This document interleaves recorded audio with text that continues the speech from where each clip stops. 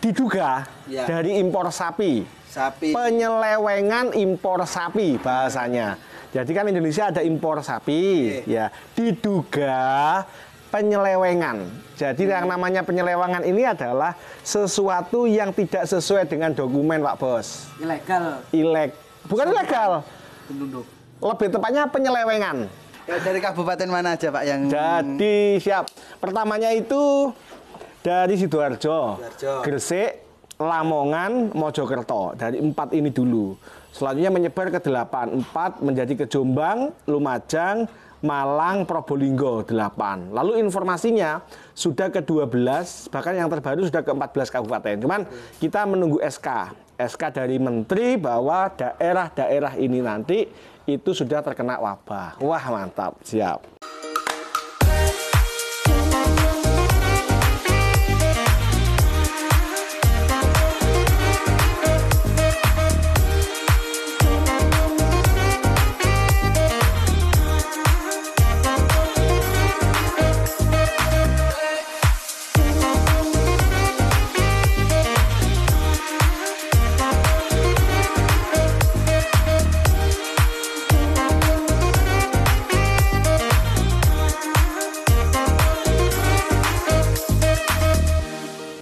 Assalamualaikum. Waalaikumsalam. Ini malah kayak pengajian nih. Mas kadang-kadang tadi ini kita bersama Mas Andre dan Mas Eka. Selamat pagi Pak Bos. Pagi Pak. Siap. Jadi hari ini tadi kita sudah USG kambing-kambing di kandangnya Mas Wahyu di Wahyu Abadi Farm ya. Tadi berapa 3 atau 4 yang bunting. Nah, Mas Andre. Nah Mas Andre ini ada pertanyaan tadi waktu kita USG tanya-tanya tentang PMK. Biasa wae. Nah, ini mereka grogi Laskar Ngarit karena mereka ini sudah memiliki basis massa cewek-cewek K-pop ya yang sangat solid. Jadi takutnya nanti justru ketika saya ini sama Mas Andri dan Mas Eka ini berkolaborasi, ini yang diuntungkan adalah saya karena beliau ini subscribernya itu sudah hampir 20 juta. Subscribernya mereka berdua. Luar biasa Laskar Ngarit. Dari dunia lain. Oke, Laskar Ngarit, jadi kita akan berdiskusi tentang seputar PMK. Tadi ada pertanyaan, monggo Mas Andri sambil kita ngobrolin PMK ya. Ya, monggo, siap. Saya mau tanya yang tadi dong. Ciri-ciri apa? PMK. PMK itu. Nggih, siap Mas Andri. Jadi PMK itu kan penyakit mulut dan kuku. Ya. Yang disebabkan oleh virus. Nah, sebenarnya virus itu dari tahun 86 itu sudah nggak ada di Indonesia. Sudah hilang. Karena sebelumnya ada. Ya, ada dari Belanda waktu itu. Tahun 86 itu tidak ada, sudah bersih, bebas. Tahun 90 kita sudah bebas. Nah, ternyata meledak lagi tahun 2022, bulan April kemarin ya. Terus ramenya bulan Mei. Ciri-cirinya, Pak Bos, yang paling menciri itu adalah mulutnya ini busuk. Busuk seperti melepuh. Kalau kita sariawan, tapi sariawannya ini luas banget. Lidahnya, gusinya, cingurnya, itu semua melepuh. Dan dari luar keluar kayak liur, betul. Liur dan betul.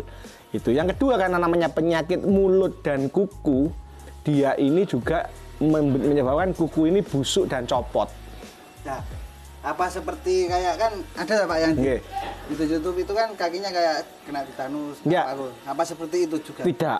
Beda. Jadi kalau tetanus atau laminitis itu karena ketusuk trauma yang terbiarkan sehingga menyebabkan infeksi pada kuku. Kalau ini tidak. Langsung melepuh, copot kayak gitu. Kerowak-kerowak. Ya, kerowak-kerowak. Dari kabupaten mana aja Pak yang sudah ada itu? Kameranya di situ Mas Andri. Bukan di sini. Lambaikan tangan ketika sudah menyerah. Dari kabupaten mana aja Pak yang? Jadi siap. Pertamanya itu dari Sidoarjo, Gresik, Lamongan, Mojokerto. Dari 4 ini dulu. Selanjutnya menyebar ke 8. 4 menjadi ke Jombang, Lumajang, Malang, Probolinggo 8. Lalu informasinya sudah ke 12, bahkan yang terbaru sudah ke 14 kabupaten. Cuman kita menunggu SK dari Menteri bahwa daerah-daerah ini nanti itu sudah terkena wabah. Wah, mantap, siap. Monggo. Jember itu belum ada Pak ya? Jember. Per hari ini informasi yang kita terima Jember, Banyuwangi, Situbondo, Bondowoso masih bebas PMK ya. Ya. Jadi saran saya nanti misalkan ke teman-teman peternak itu diingatkan kalau bisa jangan beli dulu. Jangan beli dulu terutama dari itu tadi, dari kabupaten-kabupaten yang daripada kita kan ini sehat banget toh. Nah, sehat. Kita datangkan pas dia ini ternyata membawa virus ya kayak COVID, meledos bos. Iya kan? Kita lebih baik mencegah daripada apa? Mengobati. Lebih baik mencegah daripada tidak mencegah, ya toh. Risikonya kan ya. Iya, bisa habis Pak Bos kalau seandainya terlambat penanganan. Itu. Jadi PMK itu menular sekarang ini masih sapi.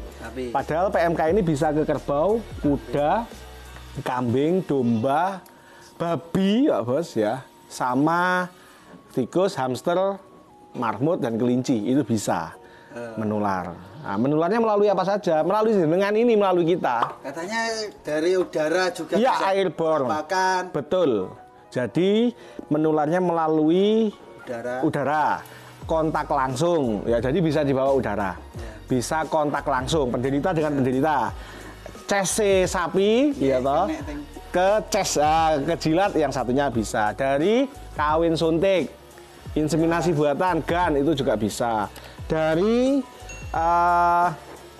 kita tenaga medis atau dengan anak kandang. Dengan dari tempat yang kandangnya itu kena wabah, mari nguyul-nguyul bantu ngasih makan dan lain-lain, pulang ngeramut sapinya sendiri, modar, itu. Jadi di situ. Terus tempat susu, Pak Bos itu bisa mobil, bisa becak, gerobak, semuanya yang terkontaminasi. Betul sekali, itu bisa menjadi penularan. Itu bahkan tadi ya, di video kita sebelumnya kita bahas bahwa sapi yang sudah sembuh itu bisa menjadi penular 3 tahun. Panjang Pak ya? Iya, makanya sulit banget. Ini ya semoga segera teratasi lah. Ini kan pemerintah Indonesia sedang membuat vaksin, betul. Vaksin yang dibikin dari strain yang memang ada di Indonesia. Jadi begitu vaksinnya jadi, nanti kalau memang ada program vaksinasi, sikat minta vaksin. Tapi biasanya disarankan pada yang tidak bunting. Yang gitu. lagi kosong. Ya, itu. Itu awalnya Pak ya? Dari masuknya ke Indonesia itu dari mana Pak? Diduga dari impor sapi. Penyelewengan impor sapi bahasanya. Jadi kan Indonesia ada impor sapi, ya diduga penyelewengan. Jadi yang namanya penyelewengan ini adalah sesuatu yang tidak sesuai dengan dokumen, Pak Bos. Bukan ilegal. Lebih tepatnya penyelewengan. Penyelewengan. Bahasa yang tepat adalah penyelewengan. Menikah, itu kan sah. Dalam rumah tangga kan ada penyelewengan. Nah, itu. Berarti ada sesuatu yang tidak sah. Itulah. Jadi misalkan di dokumen lengkap memasukkan 3.000 sapi misalkan. Dokumen resmi. Ada oknum yang menyelewengkan.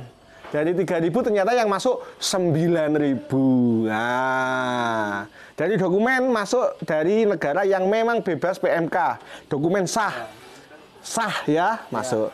Dari yang diselewengkan ada dari yang negara diduga ada permainan oknum di situ. Laskar Ngarit. Siap? Cara penanganannya. Ya, kalau cara penanganannya biar nggak masuk ke sini bagaimana? Penanganan, pencegahan ya, pencegahan biar tidak masuk ke kandang kita. Yang pertama jangan beli ternak dulu.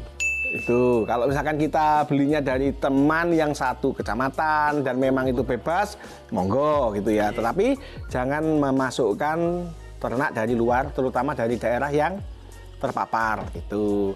Yang kedua, jenengan juga harus hati-hati. Misalkan jenengan dari kandang yang terpapar, ya jenengan jujak dolan ning Lumajang misalkan. Nah, dari sana mertamu, kandangnya di situ ada wabah, jenengan tembok-tembok kambing atau sapinya pulang, nah itu bisa membawa virus. Itu pencegahannya. Yang ketiga, kebersihan kandang. Semprot, rajin yang bersih. Terus begitu muncul gejala sapi sakit, biar antibodinya tidak turun, maka segera diobati. Gitu aja. Multivitamin, mineral tetap diberikan. Itu Pak Bos. Itu dok, apa?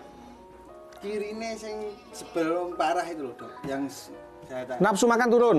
Gejala awal dari penyakit PMK adalah nafsu makan turun, murung, mulai ngiler, seperti itu, dan demam. Kalau ditem biasanya suhunya di atas 39,9, bahkan di atas 40, jadi demam. Dan hati-hati, demam ini kan dia lama sembuhnya, 7 plus minus 4 hari. Jadi rata-rata penyakit ini diidap oleh si pasien 11 hari, rata-rata 2 sampai 14 hari, rata-rata 11 hari. Nah itu kalau demamnya nggak bisa turun, ya, anaknya keguguran biasanya. Hati-hati. Iya, karena resikonya besar, nanti jenengan pasti panik. Ya namanya satu kandang ya, menular banget, bisa kena semuanya. Pasti panik, panik selling, dijualin, dipotongin itu. Jadi dampak itu yang harus kita cegah. Siap. Berarti gitu, kalau sudah ada ciri-cirinya itu langsung kita. Iya, kontak dokter swasta bisa, kontak dinas bisa, kontak mantri setempat juga tidak apa-apa, mantri hewan. Ya. Gitu. Jadi nanti pasti akan dilaporkan ke dinas, akan ditindaklanjuti, diisolasi bos. Ya kayak COVID kemarin. Jadi ini semuanya tetap di sini. Iya, nggak bisa keluar. Sama nggak bisa ngapel. Jadi sementara ya video call sama pacar. Halo saya. Aduh, iki angel. Oke, siap Laskar Ngarit, karena sudah siang dan kita harus melanjutkan agenda lainnya. Perbincangan sederhana kita tentang PMK, semoga sedikit banyak menambah, merefresh pengetahuan kita tentang PMK. Matur nuwun Pak Bos, lemah teles, Gusti Allah sing bales, ora sudah ngomong. Jangan lupa like, subscribe. Siap. Dari Mas Eka jangan lupa like, subscribe, komen, dan bantu share videonya. Lemah teles, Gusti Allah sing bales. Sekian, wassalamualaikum warahmatullahi wabarakatuh.